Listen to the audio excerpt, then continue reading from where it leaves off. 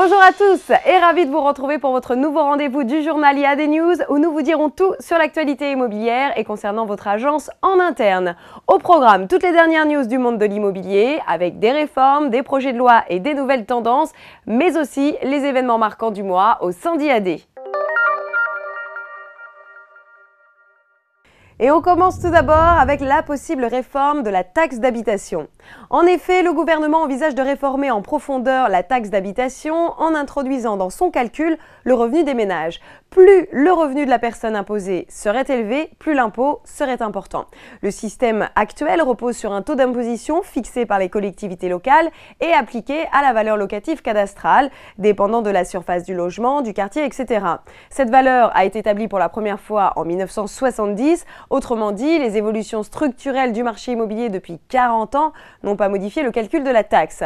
Le chantier pourrait démarrer après les municipales de mars 2014. La réforme entrerait donc en application en 2015. Pour information, elle rapporte chaque année près de 17 milliards d'euros et permet de financer les services sociaux, scolaires, les équipements sportifs et culturels, la voirie, l'environnement ou encore les collectivités locales.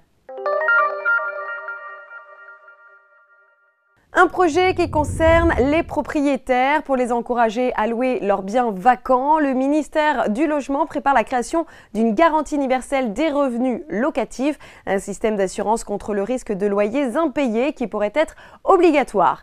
Plusieurs pistes sont encore à l'étude, mais le but serait qu'une telle garantie couvre un maximum de bailleurs et qu'elle soit payée par ces derniers et non par les locataires. Pour le moment, plusieurs options sont envisagées. L'une consisterait à l'imposer à tous les propriétaires sous la forme d'une assurance obligatoire, mais cela pourrait poser des problèmes juridiques. Une deuxième solution serait d'instaurer un prélèvement de 2% sur les loyers, ce qui correspond au taux global d'impayés qui alimenterait un fonds national d'assurance.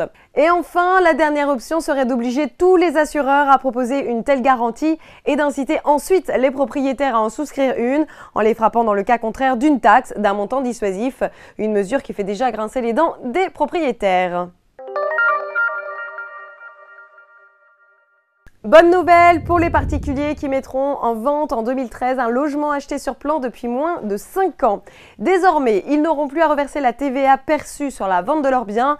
En revanche, mauvaise nouvelle pour les acquéreurs de ces logements, ils ne bénéficieront plus des frais de notaire réduits. C'est ce que dit la loi numéro 2012-1510 qui est passée en toute discrétion fin décembre 2012 et dont l'application est effective depuis le 1er janvier 2013.